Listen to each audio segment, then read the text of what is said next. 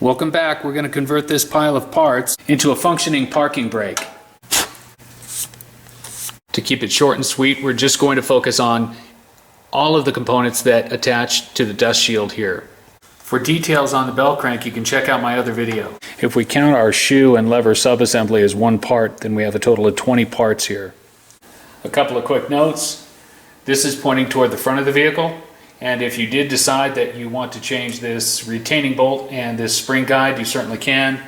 Here are your part numbers. They're 47456 20030, 47459 30010. Okay, we're going to begin by connecting the spring wire to the bell crank using this C-clip and the pin. Okay, normally when you do this, you're going to want to go ahead and grease this pin before you assemble this. I'm just skipping the grease because this is a demonstration and I'm handling the camera. Still want to get grease on everything.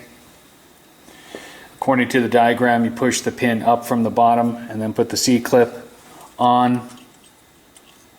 This is a little tricky. I've used a couple of different kinds of pliers to do this. I'm going to see if these MIG pliers can give me a slightly better bite on it.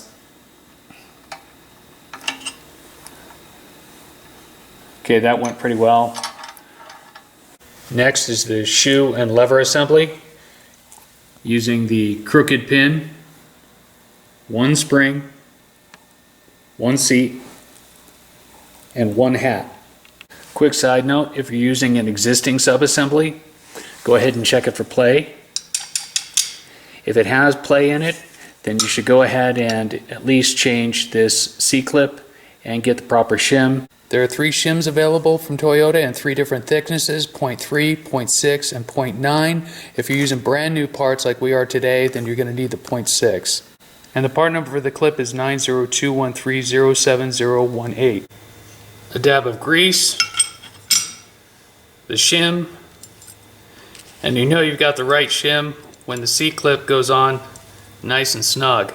Start by adding some grease right here and a little bit to each of these pads.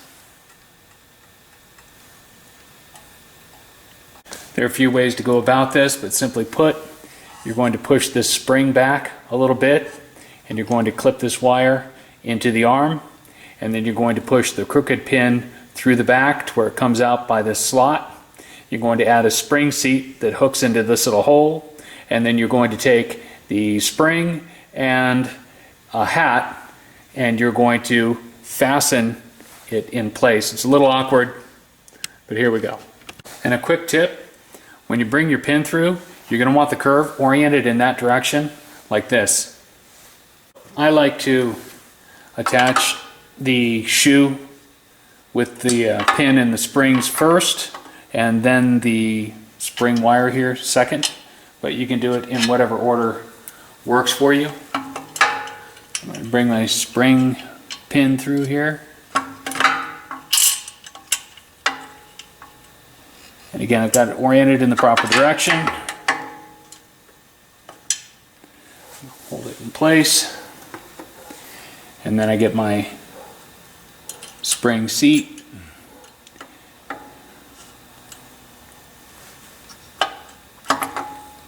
And yeah, it's a little awkward, a little slippery with that grease.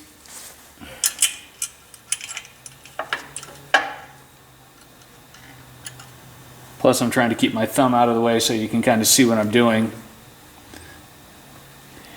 And then I like to make sure that I actually take note of which way the pin key is oriented, and then make sure that when I pick up the spring that I have the slot oriented the same way. That way I'm not fighting it when it's on there. Place it on here and hopefully you can see that. It goes on, you give it a turn, and now your brake pad can hang there on its own. And in case you didn't notice what I did here, I just had the spring and the hat in my fingers like this. Now I'm going to grab the bell crank back here in the back where I can get some counter pressure on it, and then I can pull this spring back and get it up into that arm, and now it's connected.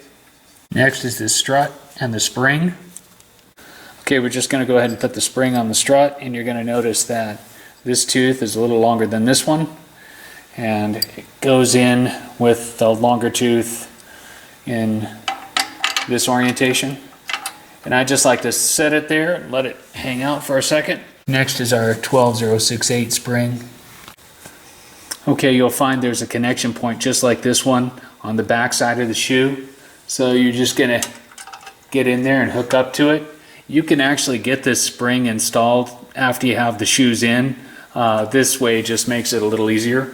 Next is the other shoe, the straight pin, seat, hat, and spring. Okay, this part is really awkward, only because you have two springs at play, and mind you, you can get these springs in after the fact. I'm just swinging for the fence here is all. I'm going to grease our little pads here.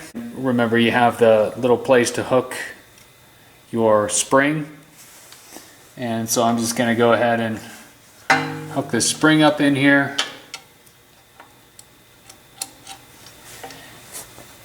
And again, you don't necessarily have to do it. You just do it the way that it works for you. Then I'm going to see if I can do it all at once right here. I'm going to hook up the strut into the notch. Okay, and see if I can keep my hand out of the way. You can get a look at that.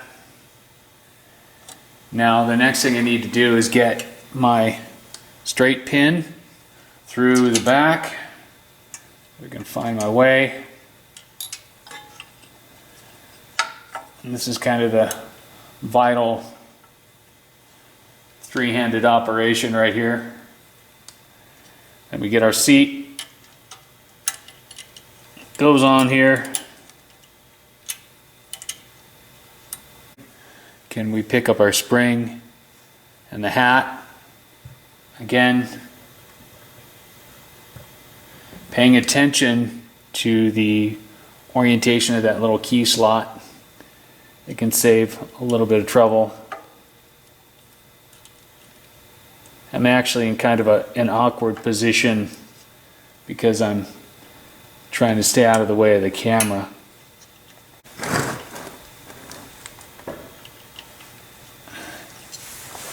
And there we have it. 12029 spring is next.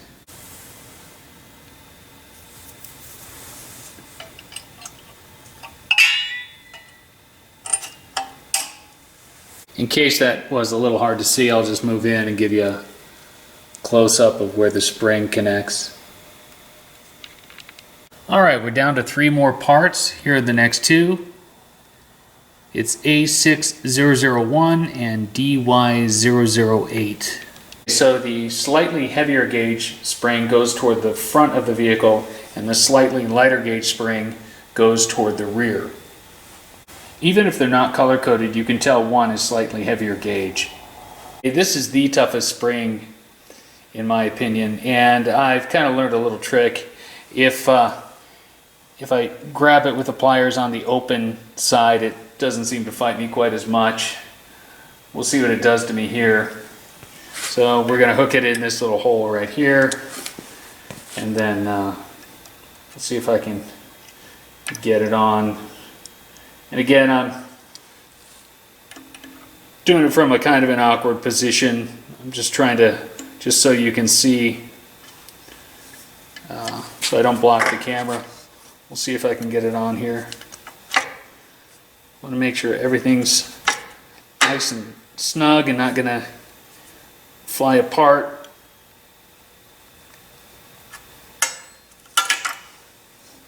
And there we go. And just so you know, I was stabilizing this with the side of my leg. I would never turn and face that because, man, you're putting your junk in the line of fire. Okay, let's see if we can get this other one.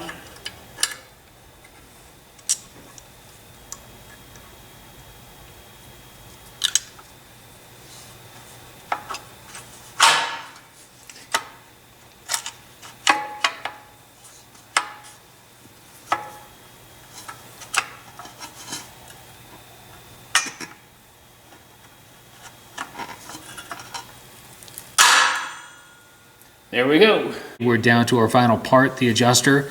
You'll want to unscrew and remove the ends. Get some grease in there or some anti-seize before you install this. Also, you want to take note that these are directional. You'll see the part number is 47406. If we were on the other side, the part number is 47405. All right, the threaded end where the adjustment is points toward the rear of the vehicle, and the non-threaded end points toward the front of the vehicle. What you'll want to do is screw this in to where it's very shortest adjustment, and you should be able to just kind of work these things apart and get it in.